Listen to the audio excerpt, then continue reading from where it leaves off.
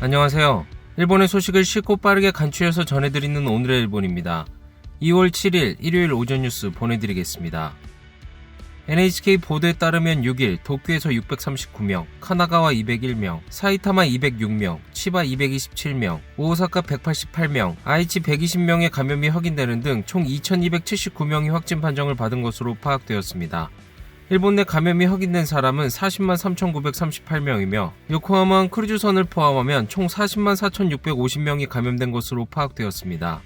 한편 도쿄에서 21명, 오사카에서 14명, 치바에서 8명, 아이치에서 7명, 사이타마와 카나가와에서 각각 6명 등 총 94명의 사망이 발생하였으며 누적 사망자는 일본 내 감염이 6,376명, 요코하마 크루즈선을 포함하면 총 6,389명이 되었습니다.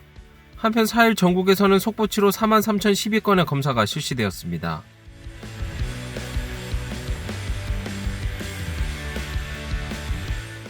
이날 도쿄에서는 639명의 신규 감염이 확인되었습니다.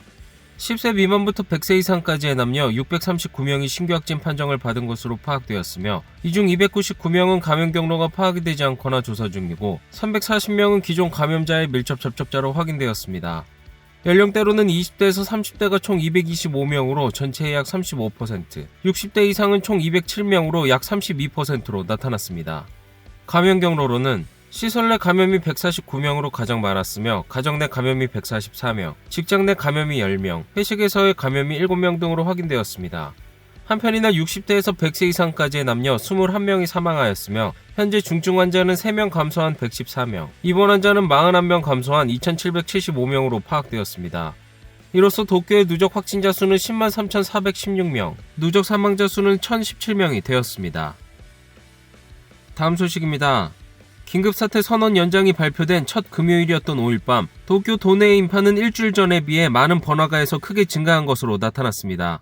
소프트뱅크의 자회사 아고프에 따르면 오후 9시의 인파는 일주일 전에 비해 도쿄의 신바시에서 27.5%, 긴자에서 22.4%, 신주쿠에서 21.5%로 크게 늘어났습니다. 또 긴급사태 선언이 7일부로 해제되는 토치기의 우츠노미야에서도 일주일 전보다 26.6% 늘어난 것으로 나타났습니다. 그 외의 지역으로는 오사카의 우메다에서 5%, 후쿠오카의 하카타에서 6.6%, 나고야의 사카에에서 2.2% 늘어난 것으로 파악되었습니다. 10개의 지자체에 대해서는 다음 달 7일까지 긴급사태 선언의 연장이 발표되고 있지만 인파의 억제는 한정적인 것으로 나타나고 있습니다. 다음 소식입니다. 도쿄, 오사카 등 10개의 지자체에 발령되어 있는 긴급사태 선언에 대해 다음 주 13일부터 선언이 없어도 집중적인 대응이 가능하도록 하는 특별조치법이 시행됨에 따라 정부는 다음 주 초부터 상황이 개선된 지역의 선언 해제 검토를 진행할 방침입니다. 스가 총리는 6일 오후 총리공저에서 관계부처의 간부들로부터 감염 상황의 보고 등을 받았습니다.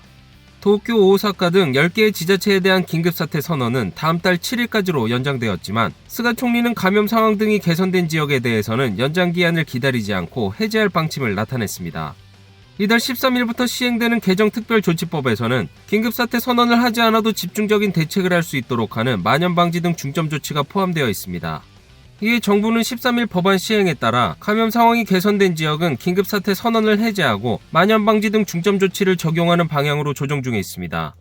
감염자 수 등이 개선되고 있는 아이치와 기후나 지사가 다음 주 선언 해제 요청의 가능성이 보이는 오사카 등 칸사이 3개 지역이 후보라고 보여지고 있어 정부는 다음 주 초에 신중히 검토를 진행할 방침입니다. 다음 소식입니다. 5일 영국 변이 바이러스 감염자가 11명 확인된 사이타마현. 이에 대해 사이타마현의 오노 지사는 시중 감염이 이미 발생했을 가능성에 대해 지적하였습니다. 本県でも22例変異株が確認されていますが、初発患者の感染経路は分かっておらず、すでに市中での感染を前提とせざるを得ないと考えています。 사이타마현에서는 5일 남녀 11명이 영국 등에서 유행하고 있는 변이 바이러스의 감염이 확인되었다고 밝혔습니다. 이 중 10명은 같은 시설의 10세 미만 영유아 6명과 그 보호자 등이었습니다. 또 지금까지 확인된 감염자와의 관계는 없는 것으로 보여 동현은 시설에서 클러스터가 발생하였다고 보고 있습니다. 또한 이들 감염자의 밀접 접촉자는 현재까지 61명으로 확인되어 분석 및 추적 중에 있습니다. 이에 오노 지사는 변이 바이러스에 대한 정보가 부족하다라며 국가의 전염력이나 후유증 등에 대한 분석을 요구하였습니다. 다음 소식입니다. EU가 일본에 대한 백신의 수출을 승인한 것으로 확인되었습니다. EU 통상 관계자에 따르면 EU는 5일까지 일본에 대해 처음으로 백신 수출을 승인했다고 밝혔습니다. 수출이 승인된 것은 벨기에에서 생산된 화이자의 백신으로 보여지고 있습니다.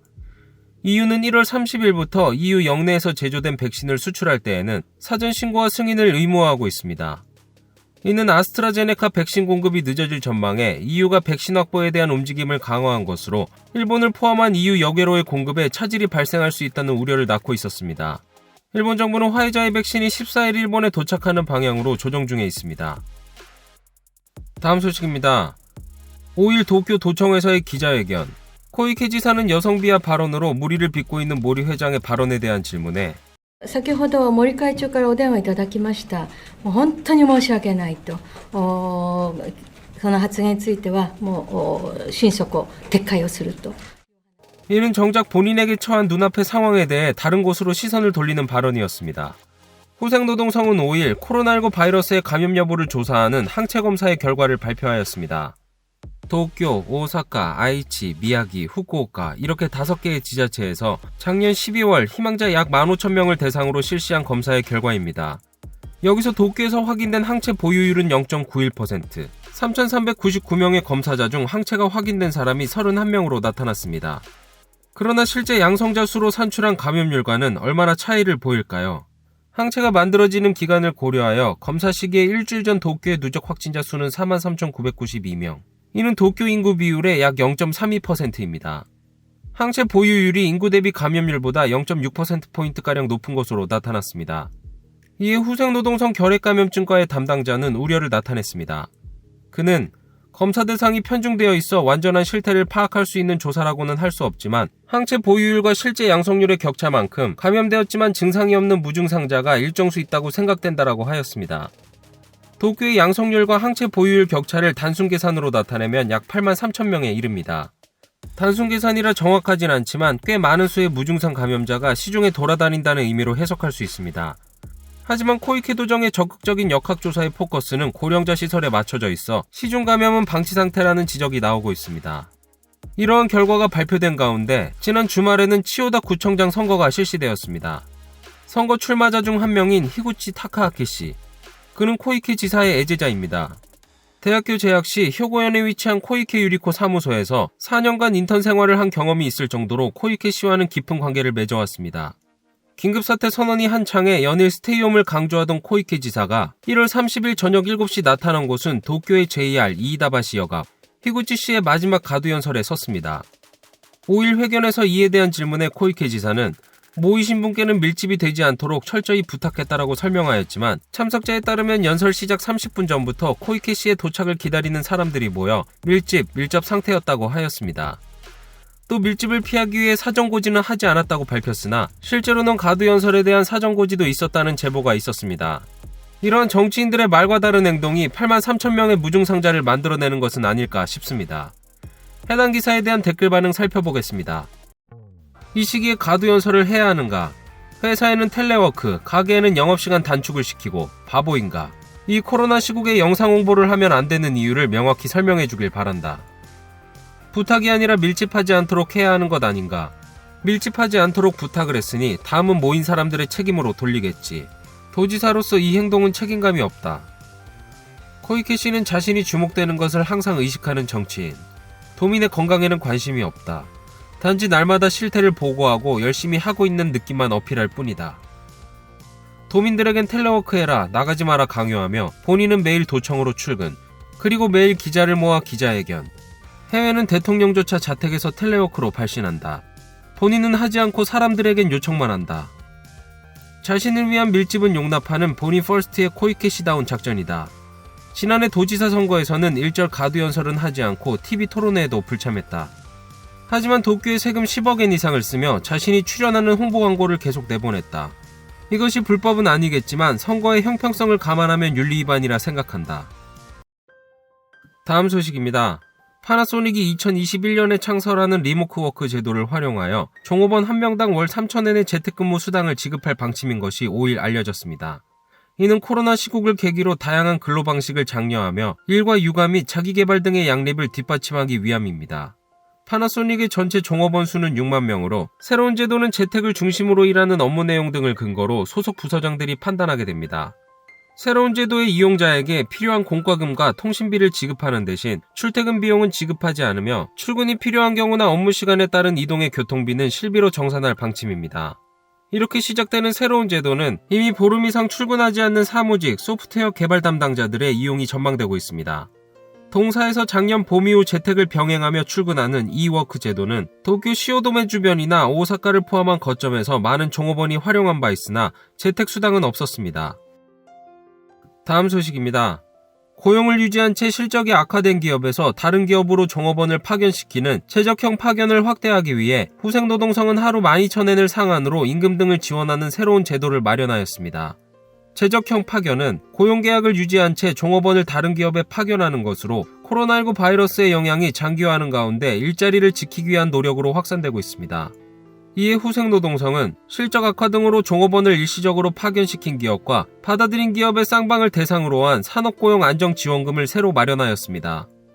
구체적으로는 파견을 추진하기 위한 교육훈련과 비품정비 등의 경비로 종업원 1명당 10만엔이 양쪽 기업에 각각 지원됩니다. 또 감염 확대의 영향이 특히 큰 항공, 음식, 숙박 등의 기업에서 종업원을 파견시키거나 다른 업종에서 받아들일 경우 1명당 5만엔이 더 지원됩니다. 그리고 지난달 1일부터의 파견에 대해서는 양측 기업에 각각 12,000엔을 상한으로 중소기업은 최대 90%, 대기업은 최대 75%가 지원됩니다. 또 기업이 1년간 최대 500명까지 파견 지원을 받을 수 있습니다. 후생노동성은 원소속과 파견지의 기업의 매칭에 대해서도 관계기관에서 무료로 지원을 하고 있으므로 보조금 제도를 활용하여 고용유지로 이어가겠다라고 하였습니다. 오늘의 일본 소식은 여기까지입니다. 시청해주셔서 감사드리며 즐거운 하루 되시길 바라겠습니다. 저는 또 새로운 소식으로 찾아뵙도록 하겠습니다. 이그저TV였습니다.